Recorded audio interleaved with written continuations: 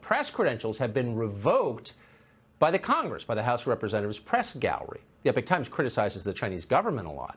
Meanwhile, Chinese state media still has credentials in the Congress. Josh Philipp is the host of Crossroads with Josh Philipp. He's with the Epoch Times. We're happy to have him on tonight. Josh, thanks so much for coming on. Wait, am I mischaracterizing this? Why would they pull your press credentials? Well, Tucker, they didn't really tell us anything in writing yet, and so we're still trying to find information on it. But, you know, as you mentioned, there's a lot of hypocrisy here. Because while they're banning the Epoch Times, they're letting in literal state-run Chinese news outlets, Xinhua, People's Daily. And these news outlets are state-run by the Chinese Communist Party, propaganda outlets allowed into our, halls of Congress, while Epoch Times is not. So what's your offense? Is it just being too tough on the Chinese government? Is that no longer allowed in the Congress? Well, it seems that's a trend these days, and it does seem to be a trend as well that a lot of these news organizations are trying to cozy up with China a lot more.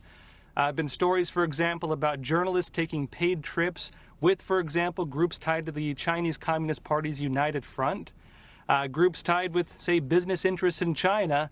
And while this is happening, yes, you have state-run Chinese media being allowed to cover the White House, being allowed to cover Senate hearings, while the Epoch Times is not. And yes, the Epoch Times is one of the harshest critics against the Chinese Communist Party. We actually broke the story on China's live organ harvesting of political dissidents and religious believers, including Falun Gong practitioners, house Christians, Muslim Uyghurs, and others.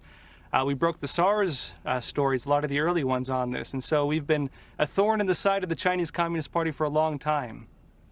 And a lot of your reporting has turned out to be accurate and fascinating. I wonder, are there any members of Congress who are against this? Maybe they could come to your aid in 10 seconds or less. Can you name any who might help you with this? We've luckily had 17 different Congress members step forward to defend us, and hopefully we'll get back in soon. We'll have to see. Yeah, maybe a couple hundred more could step up in like the next 20 minutes. Josh Philipp, great to see you tonight. Thank you, and Godspeed. Tell us what happens. I hope you will. Real pleasure. Thanks, Tucker. Thank you. Just a reminder, new